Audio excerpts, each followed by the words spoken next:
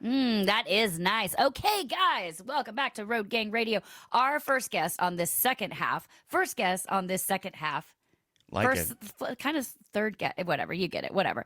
Our favorite next guest. We've got a woman who has taken the world of indie fiction podcasting by storm, Ka Statz. She's the co-founder of Fool and Scholar Productions, which she runs with her partner Travis, from her home in Bavaria, Germany, with tea in hand and dog at foot. Jim, listen. I saw that in her bio, and I was like, man, what I wouldn't give for a quiet house with tea in hand at dog and fit. I love my husband and daughter, but if they should leave for a month or 12. Well, anyway, okay. So she writes stories that reach across the globe. She's best known for her horror podcast, The White Vault, and then the dark dice. That's a double dark there, and a growing body of science fiction and horror stories that blend cultural history, folklore, and scientific research. What I'm trying to say is she's equal parts smart and creative, guys. What started back at Oxford as an academic interest in storytelling has become really a career in creating this immersive yet terrifying and thought-provoking audio experience. And she's here to talk with us today about why she loves scaring us. I'm curious why she would want to scare me. I'm such a nice person. Please make welcome to the show, Ka Statz. Good morning, friend. Good morning and hello. Thank you for having me back.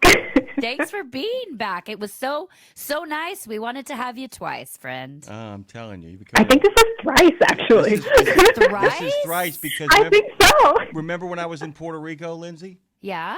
We actually interviewed Ka when I was in Puerto Rico. Oh, okay. So yeah. So you're saying you're a co-host now. I like it. Well, it wouldn't be my first show. Yeah. Let's add something else to your plate. Yeah, I mean, that really is a good kind of way to kind of get into this, by the way, because anybody who has heard the White Vault, anybody who has heard Dark Dice, this is not light lifting. We're not talking about, one of them basically is people have to play a game, and then you have to kind of go back through that game and figure out a way to make it into a coherent podcast. The second thing is that you have the White Vault is multiple narrators told from multiple perspectives with the stories always shifting. And while there is a core that kind of plays through, you've got to keep up with a big story while still telling each individual season as if it stood alone. So other than that, you must have a lot of downtime, right? Oh, absolutely. Just rolling in downtime. No. But yes, we do exactly as you said. After we tell this wonderful story with Dark Dice, we go back and we make it into a story people can actually listen to. And with the White Vault and Don't Mind, like you said, every story is its own season. But then for the White Vault, every story has to branch across multiple seasons. But if you're not creative and you don't try your best, then you're not going to get to put your stories out into the world. And that's what we're trying to do. Well, let's back up a little bit before we dive into these actual stories, because I want to talk a little bit horror 101 for the rest of us, for people like me. And I kind of dove in this touched on this with you last time, but for someone who doesn't live in the horror world every day, which would be myself, Jim, like this is Jim's bag.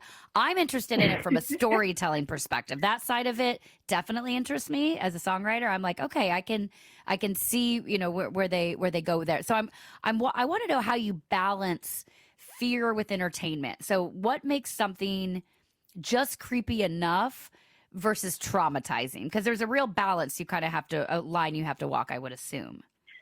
Yes. And I would first preface this by saying that each person's version of what can traumatize them is a different thing and a different level.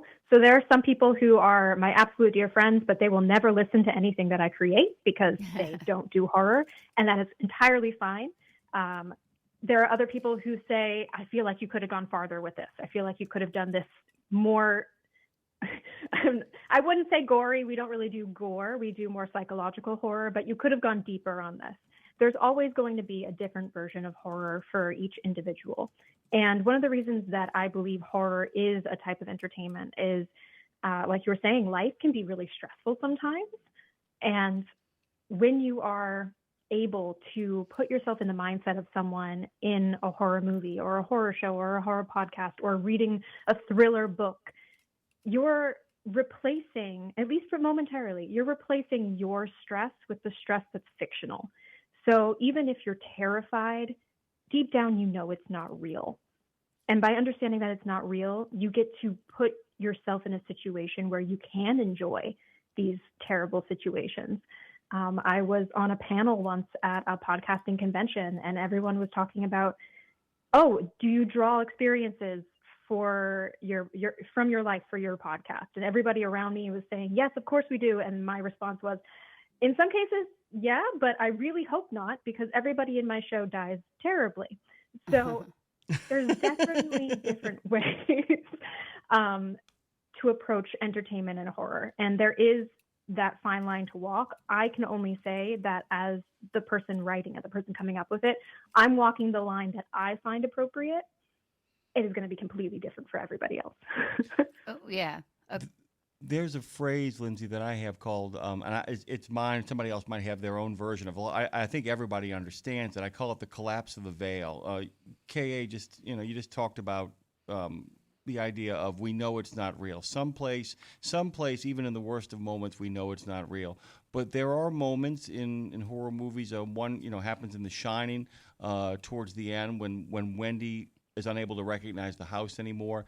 In Silence of the Lambs, the moment for me when he escapes from custody, when Lecter escapes from custody, where we get this uneasy feeling that I don't want to walk in the parking lot now. When I leave this theater, I need actually to make sure there's plenty of light and to find my keys. And that kind of transformation from being horrified to being terrified, where that sense of I'm going to be next is kind of like the gold standard, but you don't want to go too far because that's the tripwire, And I've noticed a lot of podcasts these days, the Magnus Archives constantly says, if you're afraid of the following 25 things, you probably shouldn't listen to this. And they kind of take you through it. But I'm wondering, to kind of go back to that, if in fact we lose something by adding all those qualifiers. I'm not picking on the people I just mentioned or anybody else, because plenty of people do it. But is there a sense that maybe by not introducing horror to kids sooner, by not, but there is a joy to kind of getting in your closet and jumping out and saying boo, and that's okay, that kind of acclimates us to the way the world is actually going to work, because there's a lot of people jumping out of a lot of closets these days saying boo, and they mean it. So I'm kind of curious if you think at the end of the day that catharsis is actually a really healthy thing and maybe needs to get kind of learned earlier. Tough, huh? It is a tough one. It has to do with children, again, are very impressionable. And I love when you're talking about that, like that point in The Shining, or that idea that you're going to get to a point when you're watching a show or you're reading a book where that emotion stays with you.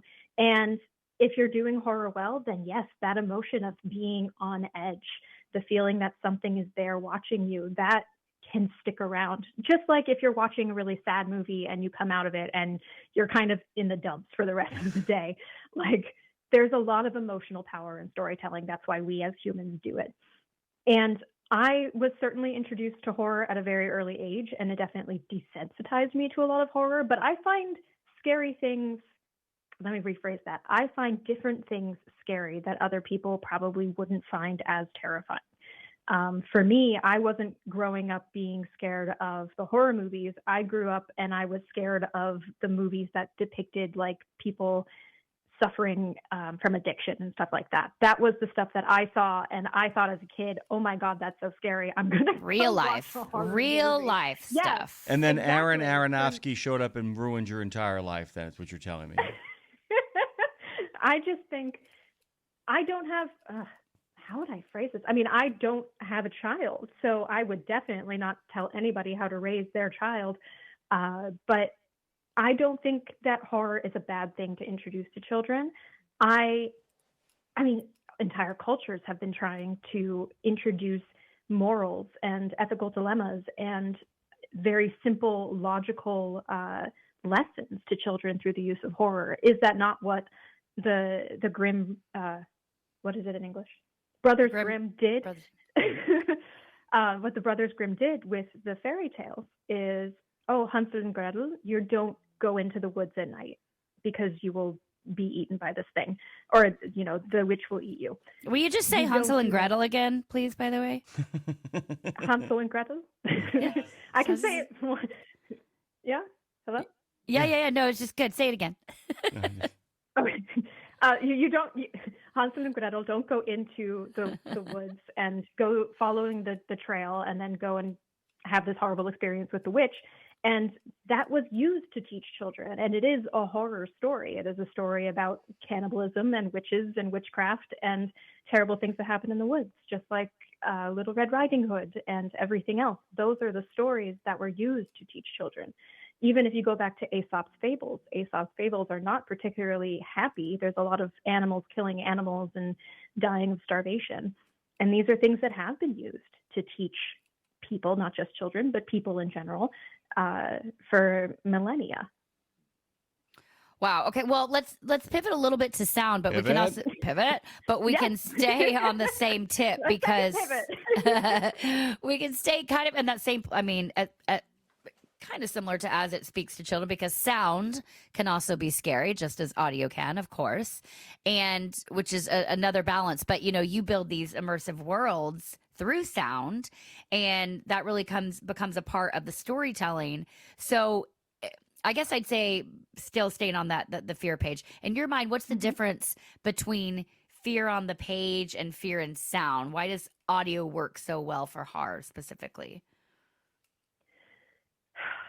I love this question. Okay, so the fear on the page still uses the theater of the mind. We as audio creators also use the theater of the mind, but different senses react to different things.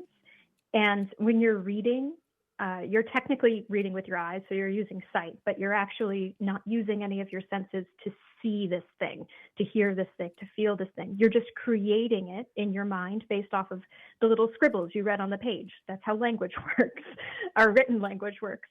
With audio, we're giving you the smallest hints, the smallest morsels of a real, I don't want to say landscape, so soundscape, where this horror is taking place. And that just kind of jumpstarts your brain into creating even more.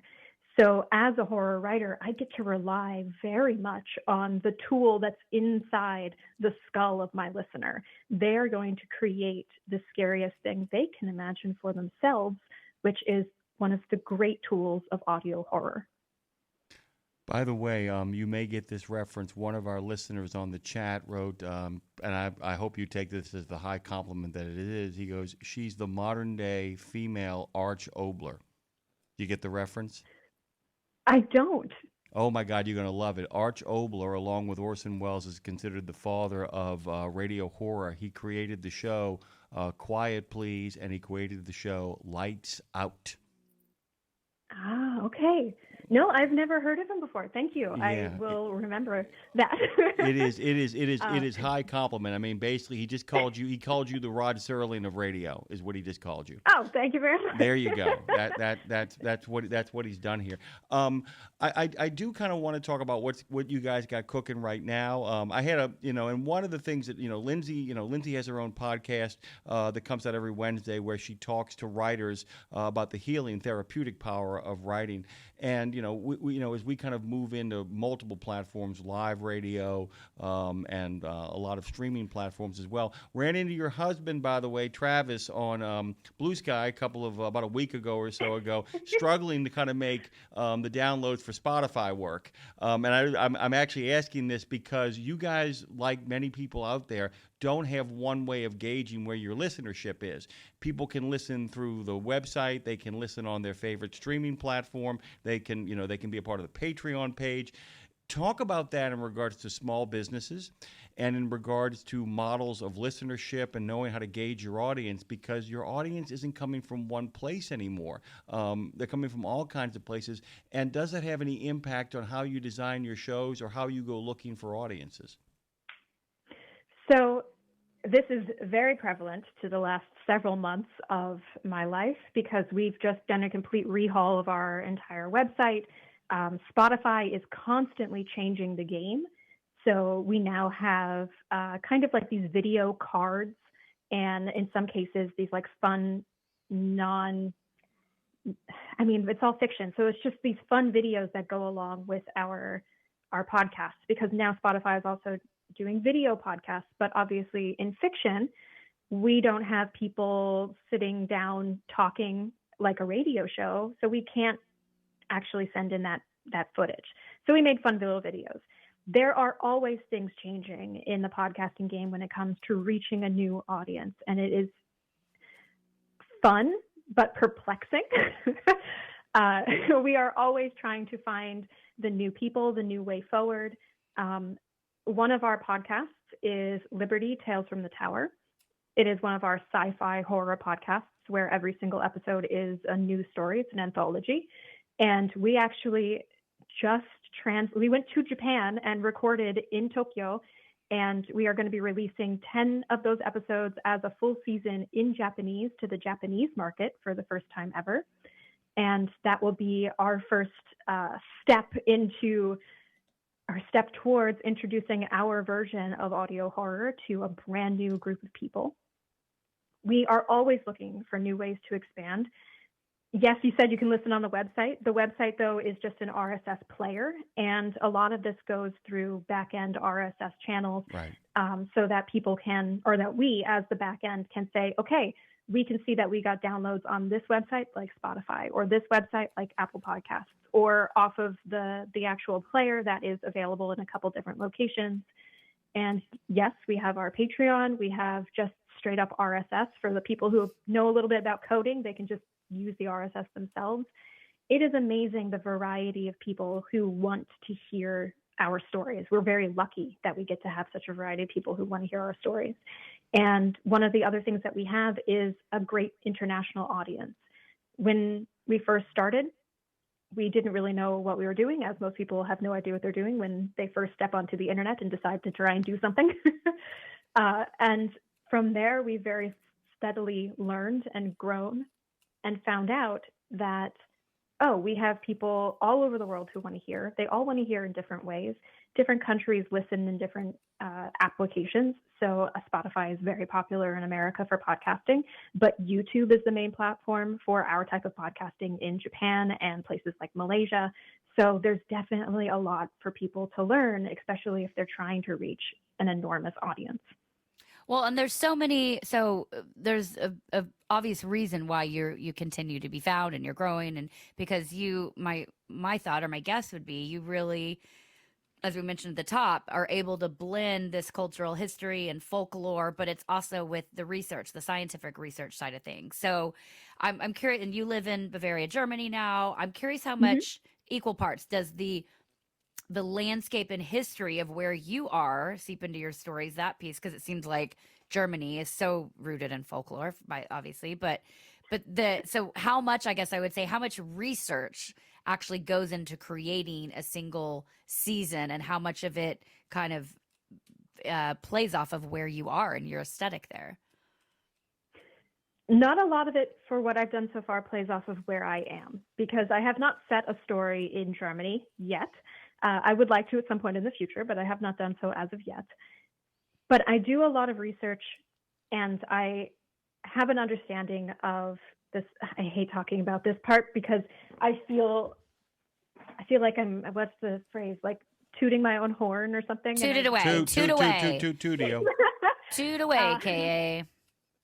It is just the amount of research that people can do. For example, we wrote a story, or I say we because usually when I say we create something, it's my partner and I, because he's the sound designer and producer.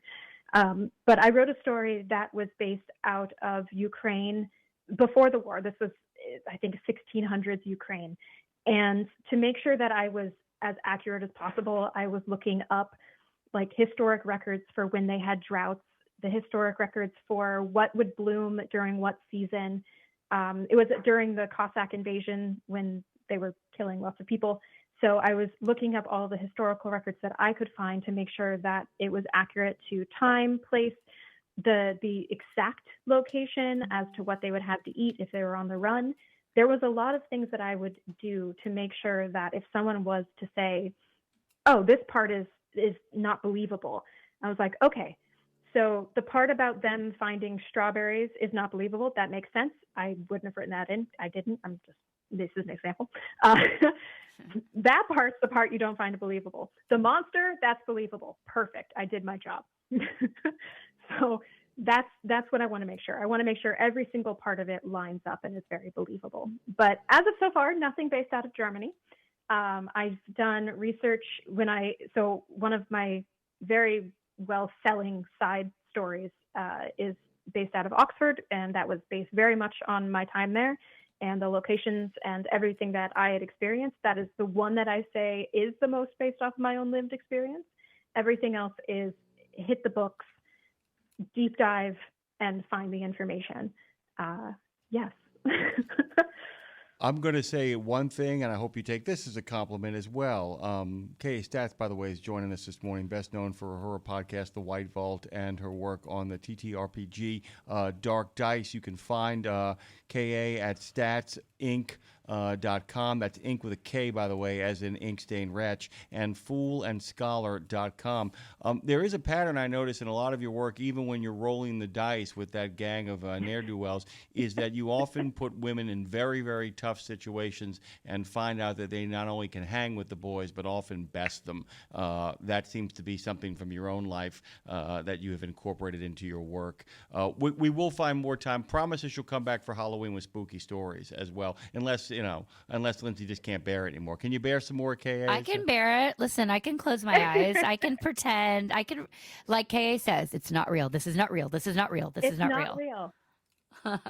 It's like a little holiday for your real stress with some fake ones. Okay, I like that. This is not real, but KA is real. Head on over to statsinc.com or foolandscholar.com. They've updated their whole website. It looks great. Check it out. Find them everywhere you stream. Thank you so much for joining us again, and hope to have you again. Thank you so much.